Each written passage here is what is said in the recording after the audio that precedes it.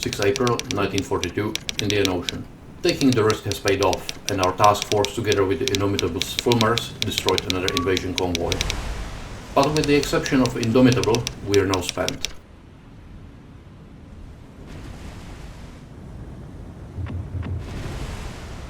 Despite its losses, actually it might not be yet.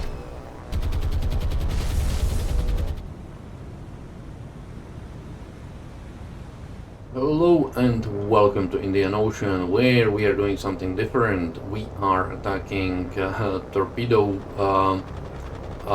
plane skates, but they are not carrying torpedoes. You can see maybe just that they are carrying bombs.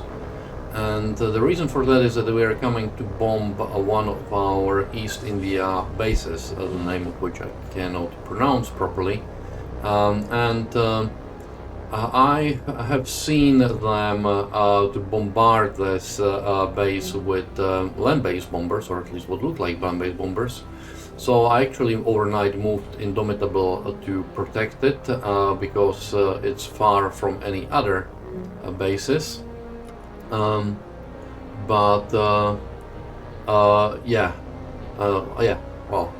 these are the bombers. As you can see, they don't have bombs anymore because they have run their daily sortie already. So we were twice bombed by these guys yesterday evening, and today morning I didn't manage to catch either of those two because they spawned very close, but I did manage to catch the torpedo bomber ones. And I'm actually very happy that they are torpedo bombers, because that means that there is a carrier in the area and that its torpedo bombers are going to get slaughtered. So from my perspective, there is very little downside. This is like, yeah. I think we might have done everyone. Apparently not yet, but I don't know where the last one is. So we'll see. Well, I'll try to find it for a few minutes, and then, depending on that, we'll end the encounter. Okay, I didn't find it. Let's leave. We dropped 15 of their planes. I think majority of those were torpedo planes, so I'm okay with that. As you can see, this is the situation.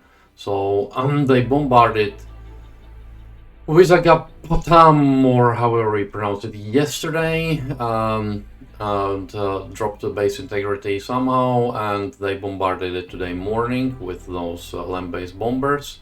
And I have moved Indomitable from covering Port Blair here because I didn't want to lose this base to nothing. And the nearest Madras base, which has some fighters, well, actually Calcutta the nearest is Madras, but it's about 300 miles, and that's the range of these Mohawks, 400 miles. So they basically fly there and fly back. And the Hurricanes from here, they have 200 miles, they wouldn't be able to fly anywhere. So that's, yeah. I see that my convoys, in meanwhile, here have got to Bombay, so let's move some cargo on them. Let's move some less, and I really need a troops carrier. These are not very great troop carriers, so let's move it to Ceylon. What could we have for a troops carrier? This looks like a troops carrier, but it's actually fairly quick, small person, and cost 7 today, 7 points. Okay, I'm going to buy that in Colombo. New sea. Done. Because I really need to carry the troops from here. How many? It can carry a decent amount of troops, to be honest. So we will use that to ferry the troops from Bombay to Ceylon. To start with, anyways. So this is the situation. The Newcastle, which is the town class light cruiser I have bought, has dropped some more troops at Port Blair, where we are sort of winning, and O-19 is patrolling the approaches here. I really need to find that carrier that's here. We'll try to find it and see. Task Force 8 here with Hotspur and everyone. I'm going to release Enterprise, I'm going to release Hotspur, I'm going to rearm Cornwall and send it to then to rendezvous with Newcastle and go and protect Port Blair. Yeah, so it actually might not. I'll keep Newcastle here because she would run here, then she would run back. Yeah. So let's leave it like this, and I'll run the time and we will see what we will get. And we have found the task force, and it has a light carrier. I think it might be a Rujo or something like that. It has a Congo, and it has a heavy cruiser. And I have lots and lots and lots of planes in the area, so we will see what we will be able to get. Yeah, you can see my swarm of albacores, which have torpedoes that actually work, although they are light torpedoes. That said, 12 torpedoes would be enough for most of things, if they all hit, which might not be the case. So my first swarm of albacores is now getting ready to attack the light carrier, while these albacores will attack the Congo. If we sink Congo and the carrier, that's, yeah, that would be amazing. Of course, they are flying through a hell of a lot of AAA, as you can see. We've lost an albacore. Mind you, the fact that they are shooting at the albacores attacking the light carrier means that they are not shooting at albacores attacking the Congo, where this massive swarm of albacores, of which we've just lost one, is coming in. And I would say that they dropped the torpedo only now. And here they come for the light carrier. We lost another albacore. Some very solid hits on Congo. And more. Which is very good, very good. This is beautiful sight, beautiful. Even though we lost another albacore on there as well. Yeah, it's... this one's going to go down, even though with the dud. It's, yeah. Oh. Sorry, another dud. 2 duds. Good grief. There's enough duds to make the North Korea armament industry happy. Congo looks definitely worse for wear. And the light carrier is dead, I would say. It looks to me like the AI is not that great at keeping the cap for one reason or another. I don't know why, but it's, yeah. I still got 3 Catalinas, which have 2 torpedoes each. So we will see what we will use them for. Ideally, I would like to think, I'm greedy now. Something is sinking, and I would say it's probably this Congo. Yeah. Maybe not. We'll see. Don't know whether it's a... yeah, it's a Congo, because this is still shooting. So, we just got another Congo. That means that there is a half of their battleship strength is gone.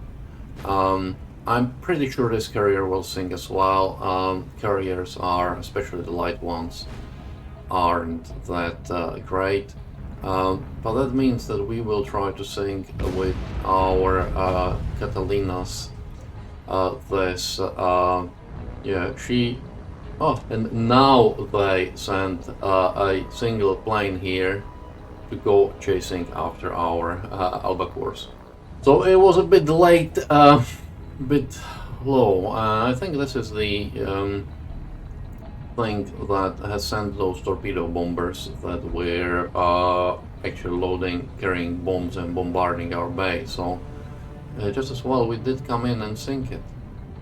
That would also mean that the massive task force that I was so afraid of got disbanded, because that had 2 Congos, and obviously if one Congo has been sunk and one Congo has been on the left now, it couldn't have had 2 Congos anymore, so that's good. Here are my albacores, and I'm going to, in trying to prevent this guy to shoot too many of us down, I'm going to go into defensive formation and start circling. Yeah, we want as many guns aimed and shooting at this guy as possible. Although, to be honest, even if I would lose some more, I've lost 6 albacores so far, which is a quarter of everything that I had, but I would say that wasn't a bad trade. Oh, there are 2 planes. Maybe I should go and leave. Yeah, I lost another albacore. Yeah, unfortunate. Okay, I'm not going to leave because I do want this to sink first.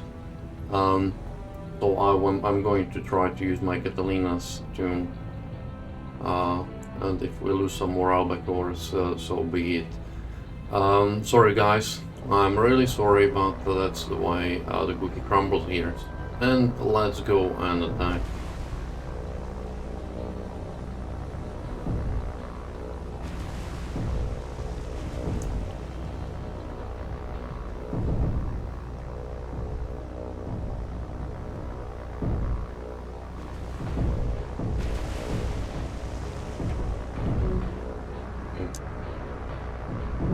Oh, that was nasty. That was 1 hit, 2 Catalinas. That was very, very nasty.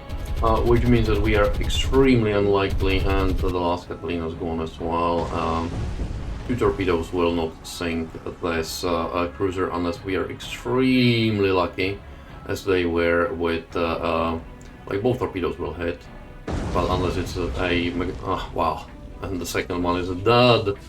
So we lost 3 Catalinas, but we have caused some damage to this heavy cruiser. This thing is still... I would have thought that by now she would have been gone. Well, magically the IJN managed to repair this. We are going to fly back, and I will send some Fulmars here with bombs. We lost 10 planes, critical heavy. Minor. I'm really... that hit on the Catalinas was extremely lucky. Yeah, what can we do? We can launch more planes. And we will launch some Fulmars with SAPs. I will launch them with like this.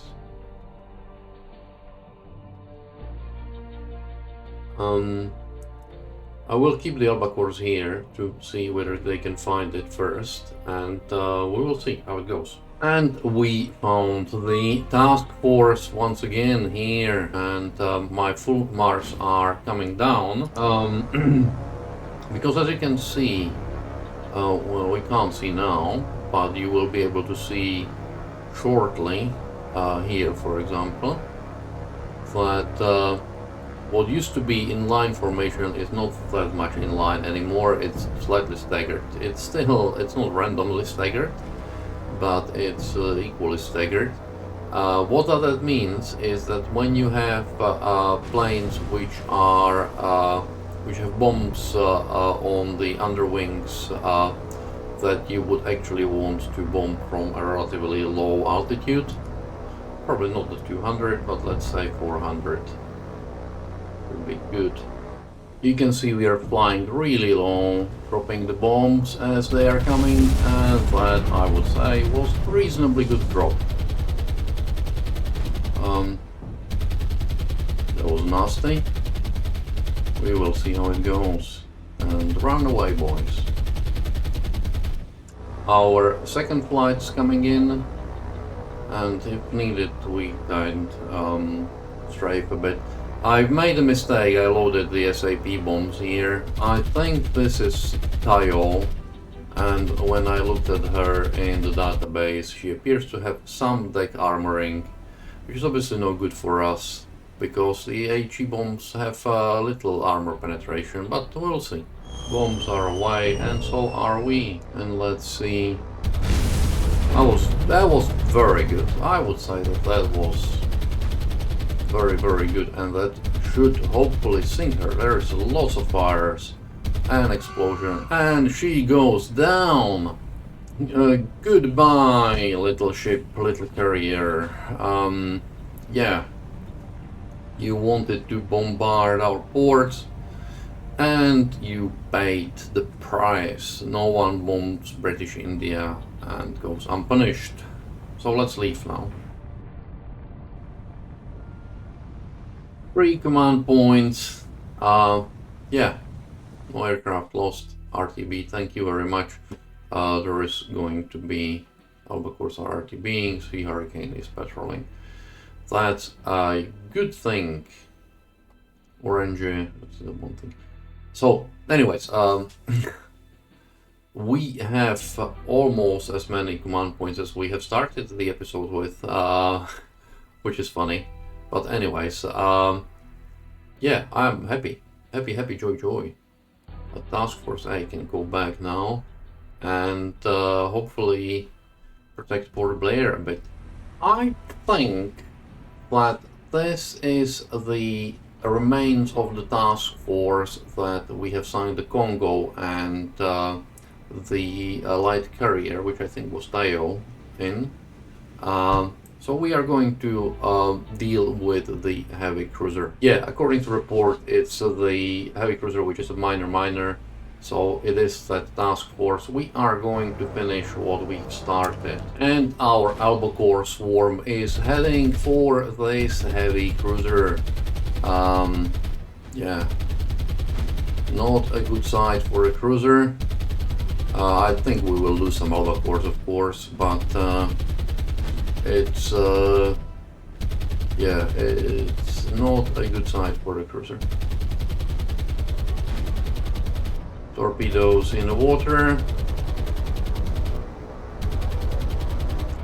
and you can see the many fishes that are going to hit this poor.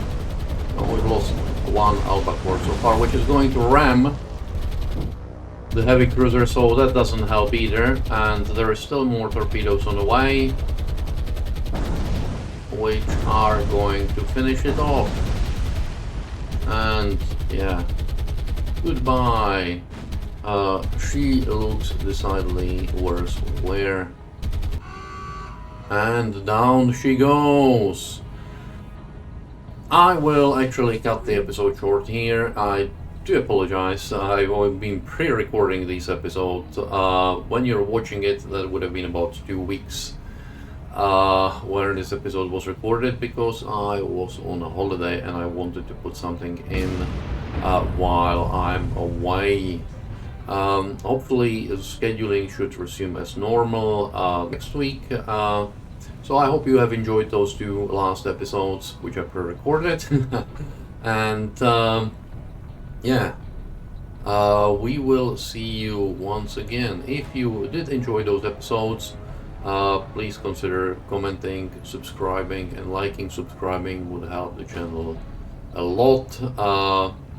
But commenting and liking is always good as well, because it's a feedback, and without your feedback I don't know whether I'm doing something right, at least something right, or whether I'm doing nothing wrong. But it looks to me like the captain of this small destroyer is doing things wrong, because she just decides that she will overrun this sinking heavy cruiser, which I'm sure that the survivors of the sinking are ecstatic about.